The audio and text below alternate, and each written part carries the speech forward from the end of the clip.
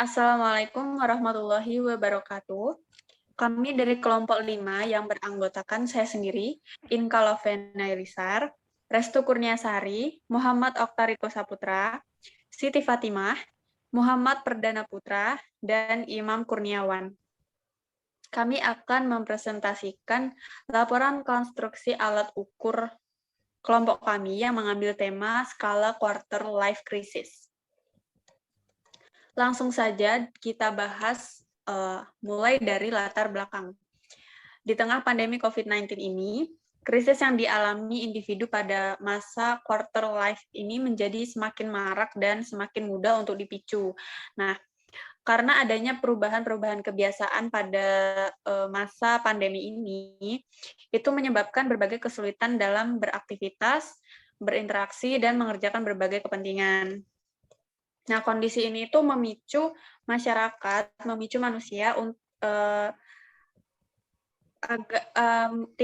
timbulnya perasaan tidak produktif, perasaan tertinggal dengan orang lain, perasaan lemah tidak berdaya, sehingga muncul keraguan terhadap diri sendiri yang kemudian menyebabkan individu itu menjadi sangat cemas dan takut untuk menghadapi kehidupan, terutama untuk menghadapi masa depan. Nah, perasaan-perasaan negatif ini seperti kecemasan, dilema, dan kesedihan yang dialami individu pada masa quarter life crisis ini nantinya malah akan menghambat individu untuk mengoptimalisasi potensi diri dan melakukan langkah penting yang seharusnya menentukan masa depan mereka. Nah, quarter life crisis ini apabila tidak ditangani dengan baik, akan merusak kehidupan seseorang di masa sekarang maupun di masa depan.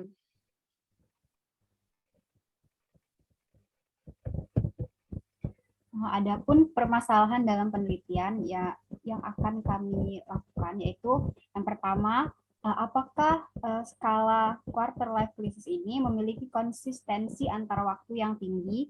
Lalu yang kedua, apakah skala ini valid untuk mengukur konstruk quarter life crisis? Lalu yang ketiga, apakah item pada TKLC scale mampu membedakan individu yang memiliki kemampuan yang rendah dalam konstruk quarter life crisis? Dan yang terakhir, apakah TKLC scale memiliki norma yang baik?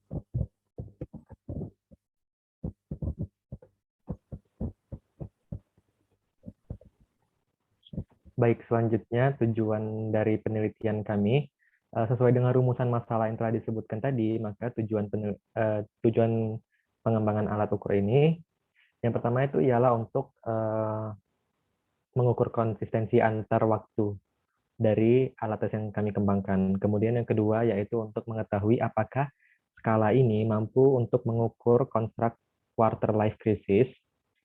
Yang ketiga, yaitu untuk mengetahui apakah item pada skala yang kami kembangkan ini mampu membedakan antara individu yang memiliki kemampuan atau konstruk yang sedang diukur atau tidak memiliki konstruk tersebut. Kemudian yang terakhir, yaitu untuk mengetahui apakah skala yang kami kembangkan ini memiliki norma yang baik. Baik, selanjutnya, yaitu manfaat penelitian. Jadi, secara umum, manfaat penelitian ini dibagi menjadi dua, yaitu manfaat teoritis dan manfaat praktis. Dan manfaat teoritis dari penelitian ini ialah untuk memberikan sumbangan keilmuan di bidang ilmu psikometri, terutama pada konstruksi dan analisis skala psikologi. Kemudian yang kedua itu ialah untuk kami harapkan nantinya penelitian ini dapat menjadi referensi bagi studi-studi yang dilakukan berikutnya oleh peneliti-peneliti yang lain. Kemudian pada manfaat praktis, kami mengharapkan bahwasanya alat ukur yang dikembangkan melalui penelitian ini nantinya dapat digunakan dalam urusan assessment untuk kasus quarter life crisis pada individu, agar nantinya hasil assessment ini dapat digunakan untuk mempertimbangkan intervensi apa yang baik untuk diterapkan, dan waktu penanganannya pun juga dapat segera dilaksanakan. Mungkin itu saja. Lanjut. Baik, selanjutnya yaitu teori konstruk dari quarter life crisis itu sendiri. Definisi dari quarter life crisis itu sendiri dicetuskan oleh Robin dan Wheeler pada tahun 2001. Menurut beliau, quarter life crisis merupakan transisi dari kehidupan perguruan tinggi dan ke ke dunia nyata. Selanjutnya yaitu aspek dari quarter life crisis. Menurut Robin dan Wheeler, terdiri dari 7 aspek itu sendiri, yaitu dari kebimbangan dalam mengambil keputusan, putus asa, penilaian diri yang negatif, terjebak dalam situasi yang sulit, cemas, tertekan, dan khawatir dengan relasi interpersonal. Dan selanjutnya yaitu alat ukur yang sudah ada. Untuk alat ukurnya sendiri yang sudah ada sebelumnya yaitu skala quarter life crisis. Skala quarter life crisis ini sendiri digunakan oleh Argasian pada tahun 2020. Di dalam tesisnya sendiri itu untuk mengukur variabel quarter life crisis itu sendiri. Baik, selanjutnya.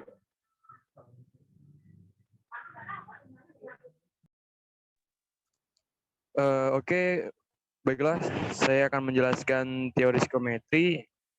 Tapi di sini saya akan membahas apa sih itu teori psikometri, yaitu adalah mengukur dan menganalisis berbagai perbedaan antara individu, sehingga dapat dikatakan bahwa psikometri mempelajari perbedaan antara individu dan antara kelompok. Dan di sini ada jenis tesnya, yaitu tesnya TQLC yang berdasarkan tingkah laku, yang diukur termasuk dalam typical performance test dan termasuk dalam tes kelompok.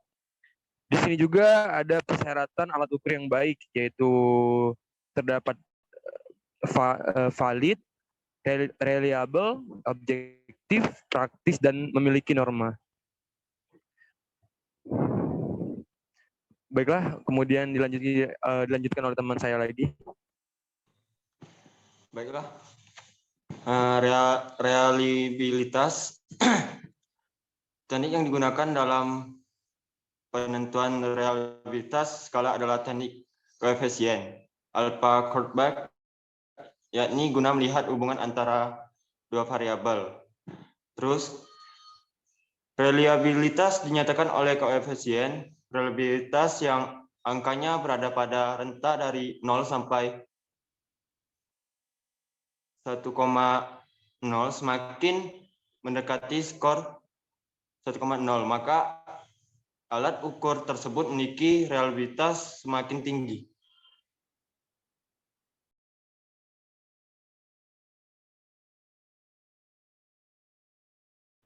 Baik, selanjutnya adalah uji validitas. Jadi apa sih uji validitas itu? Yaitu uji yang dilakukan untuk mengukur sejauh mana suatu alat ukur itu mampu mengukur suatu konstruk yang hendak diukur. Jadi salah satu tujuan dari penelitian ini ialah untuk mengukur apakah skala yang sedang kami kembangkan ini dapat mengukur konstruk yang sedang kami ukur gitu loh, yaitu quarter life crisis. Nah, pada penelitian ini kami melakukan uji validitas dengan menggunakan metode Pearson Product Moment korelasi. Nah, dari metode ini nantinya akan didapatkan sebuah koefisien yang mana apabila koefisien itu lebih dari 0,30, maka nantinya suatu item itu dapat dinyatakan valid. Sedangkan apabila suatu item itu koefisien validitasnya itu kurang dari 0,30, maka nantinya item tersebut akan dinyatakan gugur atau tidak valid.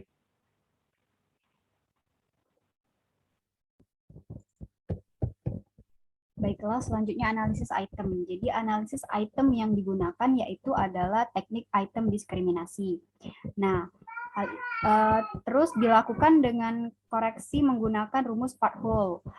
Nah, rumus part-hole ini digunakan karena adanya komputasi koefisien korelasi antara item dengan skor total yang mana akan mengakibatkan overestimate. dengan korelasi yang sebenarnya. Oleh karena itu, kita menggunakan rumus part whole. Lalu pedoman yang digunakan untuk mengetahui item valid dan gugur adalah dengan membandingkan antara R hitung dengan R tabel. Nah, jika R hitung lebih dari R tabel, maka item valid. Nah, sebaliknya, jika R hitungnya kurang dari R tabel, maka item tersebut akan gugur. Oke, mungkin itu saja penjelasan dari kelompok kami mengenai laporan konstruksi alat tes. Lebih dan kurangnya saya mohon maaf. Kepada Allah saya mohon ampun. Saya akhiri. Wabillahi taufik wal hidayah. Wassalamualaikum warahmatullahi wabarakatuh.